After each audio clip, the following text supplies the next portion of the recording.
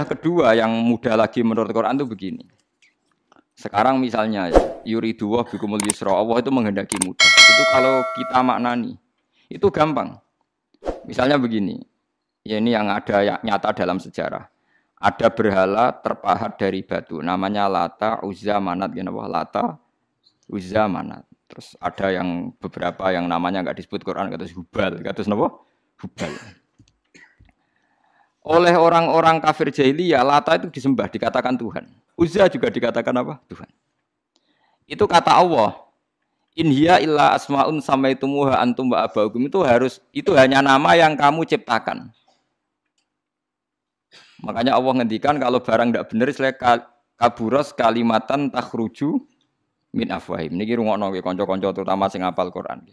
Misalnya aku darani Mustofa iku ganteng, Mustofa iku sugih. Itu namanya kalimat yang keluar dari mulut saya, tapi hakikatnya kan tidak ada. Nyatane ora ganteng, nyatane ora sugih. Tapi ini menjadi kalimat karena kadung keluar dari mulut. Kula baleni, tapi ini menjadi kalimat karena kadung keluar dari apa? Mulut. Misalnya saya bilang, wah Ruhin rambutnya lurus, alim, ganteng, pinter. Ini hanya keluarnya kalimat yang keluar dari mulut, tapi kan nggak ada kenyataannya. Nah, ketika orang kafir bilang berhala itu Tuhan, itu kalimat yang keluar dari mulut. Nah, kalau hakikatnya ya batu bukan Tuhan, hakikatnya itu batu. Berarti namane pangeran Lata Uzza itu batu apa pangeran? Batu. Nah, makanya kalau Allah mengkritik orang kafir, misalnya Allah dikatakan punya anak, Yesus itu Tuhan. Ngendikane Allah napa kaburas kalimatan takhruju min afwahim. Sungguh kalimat itu satu kalimat yang salah, tapi yang kadung keluar dari mulut mereka. Jadi nomor dua, ada kalimat yang memang benar. Seperti saya mengatakan 1 ditambah 1 2, 2 tambah 2 4. Nah itu baru hak karena nyata. Dikatakan apa enggak dikatakan ya tetap 2 ditambah 2 4. Sama dengan la ilaha illallah. Jadi la ilaha illallah itu sudah wujud sebelum sedunia ngakui la ilaha illallah itu sudah ada apa belum? Kalau bedai. Sebelum ada orang Islam di seluruh dunia, Allah satu itu sudah wujud belum? Sudah. Kenyataan ini sudah ada belum? Sudah. Lah berhubung sudah kadung ada, kita hanya menyaksikan asyhadu, saya bersaksi, a'lamu, saya tahu. Karena sudah ada, makanya disebut fa'lam annahu la ilaha illallah. Wong sudah ada, kita tinggal tahu, tinggal bersaksi. Nah, kalau yang tidak ada itu mbok dikatakan pun tetap tidak ada, itu hanya jadi kalimat yang keluar dari mulut, wong barangnya tidak ada. Itu disebut apa? Kaburas kalimatan takhruju min afwahim. Iyaquluna illa kadziba. Jadi kalimatnya itu ada, tapi fakta yang ditunjuk kalimat itu tidak ada. Faham ya lah. Mulanya ciri utama agama itu kul ja'al haqqu wa zahaqal batil. Barang hak itu pasti ada, yaitu Allah. Barang batil ya pasti tidak ada. Pangeran telu itu tidak ada. Watu jadi pangeran ku ora ono. Santet ngasari dadekno aku mati ku ora ono. Mulane kula nek santet wong ora tau ndonga tolak santet. Wong cara kula santet itu mboten enten. Nah, percaya jajal kok sing mati ra kowe, paham gitu. Dini gitu. Memang enggak ada. Lho soal misalnya tapi wonten Gus yang mati ana dome ning wetenge ngene. Ya sing ana dom. Iku jenenge ora santet itu biasa wedok. Lah nek mati kena santet itu biasa kepelitis truk ya mati. Kena virus. Cara kula dipanteni santet itu malah lambat, kadang 3 dina lagi mati. Cas pleng truk. Cas pleng pesawat. Jadi niku sing paling angel ning gone bab tauhid. Sebenarnya tauhid itu gampang, mboten jelimet. Makanya Allah melatih kita yuridu wa bikumul yusra. Andekan manusia seluruh dunia dipoling untuk melihat Lata dan Uzza. Itu apa? Enggak usah ada orang Islam, enggak ada orang kafir. Enggak usah intervensi. Pasti mereka jawab itu batu. Andekan Isa Yesus itu dipampang di dunia, orang polling, orang Islam kafir, enggak ada intervensi. Pasti akan bilang itu manusia. Paham ya? Tapi lewat rekayasa dicitrakan itu Tuhan. Lata Uzza dicitrakan itu Tuhan. Nah, itu disebut wa makaru wa makarawa. Jadi dimakru. Dia didesain sedemikian rupa. Misalnya di Yunani itu orang kalau bilang Tuhan itu akal, makanya bilang logos. Log itu logos. Tuhan itu arot. Niki rungokno aja sampai salah, nah salah kafir teman. Tuhan itu arot, Tuhan itu sifat. Jadi Tuhan itu tidak ada zatnya. Kemudian logos ini nempel di Yesus, kata orang Kristen. Sehingga logos. Logika akal. Makanya kalau orang filsafat darani Tuhan itu akal 1, akal 2, akal 3, akal. Makanya disebut logi, ideologi, log.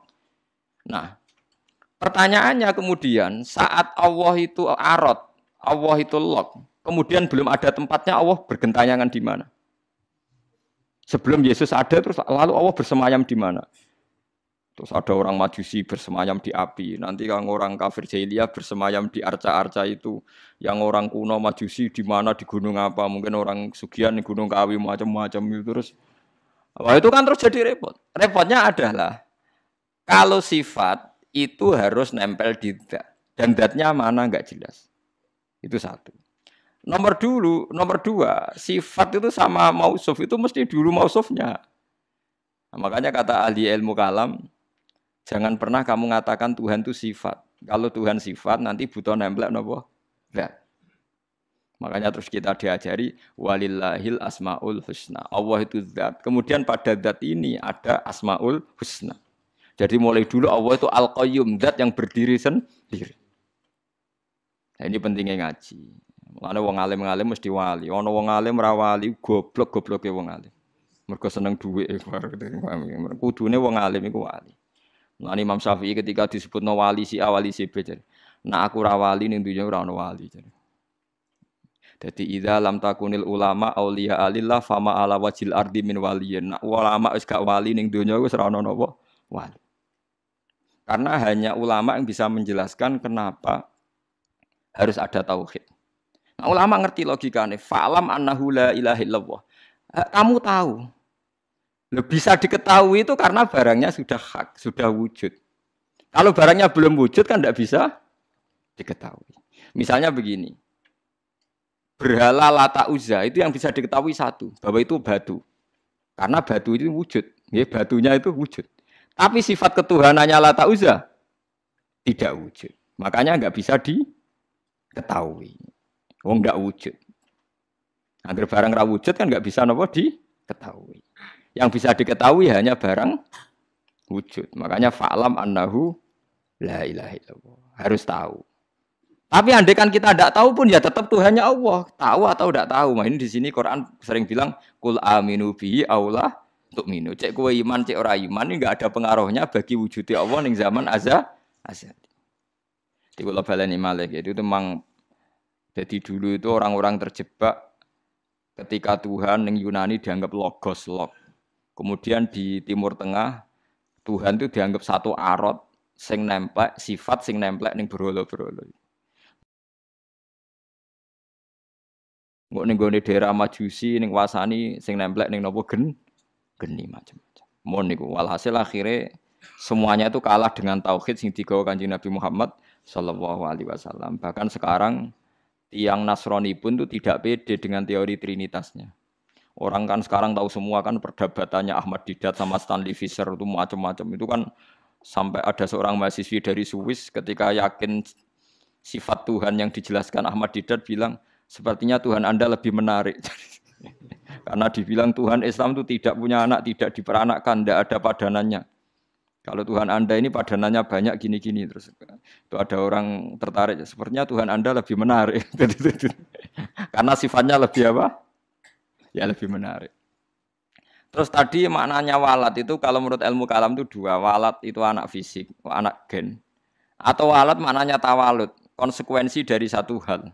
Tapi tidak karena diciptakan. Itu tadi misalnya HP dan pulpen ini benturan itu menimbulkan suara. Suara ini diciptakan HP, apa suara itu tidak ada yang menciptakan? Yuna ilmu kalam dibakas. Nah kamu bilang diciptakan HP, HP-nya sendiri tidak merasa menciptakan. Batu sama batu benturan, terus ada suara. Kamu bilang diciptakan siapa? Diciptakan batu. Batunya takoi, kamu yang menciptakan suara itu. Enggak, saya tidak punya akal loh. Paham? Nah lalu yang menciptakan suara itu siapa? Suara itu udah ada. Yang ada itu kamu dengar suara. Soalnya kupingem darani ngono iku suara. Tapi nak cara akal darani sing ngono apa ya watu. Watune apa benturan. Iki cara ilmu kalam. Lah suarane piye kupingku suara. Ya sudah begitu aja dah. Jangan sampai kamu menganggap kejadian alam ini kebetulan. Itu kue yang melukai tauhid. Semua alam raya ini diciptakan secara sengaja dengan irodah oleh Allah Subhanahu wa taala. Jadi lam yatawallat min wujudihi syai'un. Jangan sampai kamu berkeyakinan setelah Allah wujud otomatis makhluknya wujud. Berarti wujudnya makhluk tanpa kehendak Allah. Itu keliru. Itu ya termasuk tawalud. Kalau kamu meyakini begitu berarti terjadi keyakinan apa?